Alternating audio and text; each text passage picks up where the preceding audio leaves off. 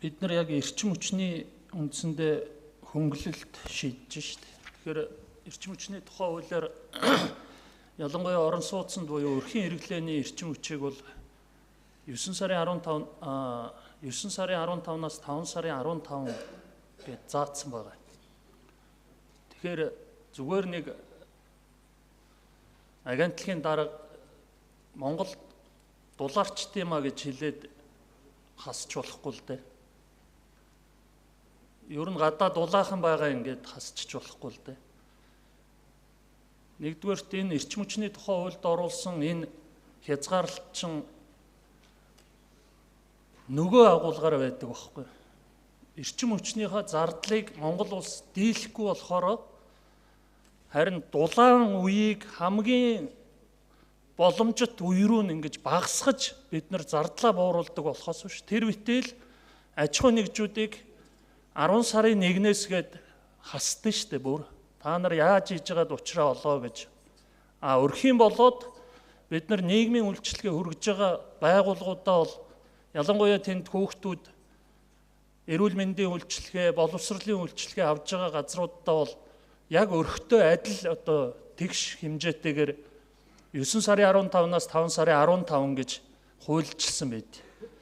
Тэгээ өнөөдөр яг хэмнэж байгаа тэр хэмнэлт чинь өөрөө гэр хороол гэж бид нар яриад байгаа хатуу түлшээ хүргэж өгөхдөө мөн 5 сарын 15-наас хязгаарлаад 9 сарын 15-наас борлуулж эхлэе гэдэг ийм одоо зарчим байж хахад манайхан ажлын хэсэг дээр ярьж байгаад шийдвэр гаргагчдаас өмнө хасчаад оруулж ирж байгаа нь бол өөрөө боломжгүй л дээ.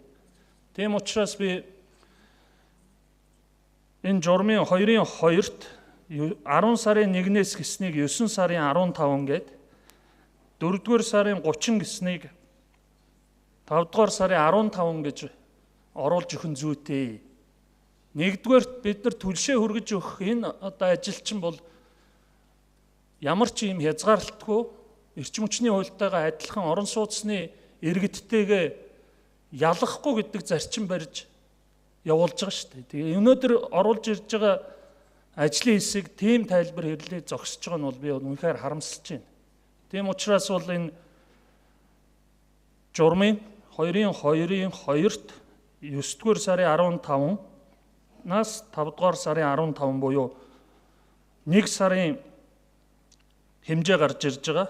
Тэн дээр 25 мянга 5 сарын 15 25 мянга гэсэн ийм одоо өөрчлөлтийг оруулж батлахын зүйтэй гэсэн ийм одоо саналтай байна. Тийм учраас тэр үнийн дүн тавьсан хэсэгт нь 25 мянгаас 250 мянга гэсэн ийм өөрчлөлтүүдийг оруулж батлахын зүйтэй гэсэн санал оруулж байна.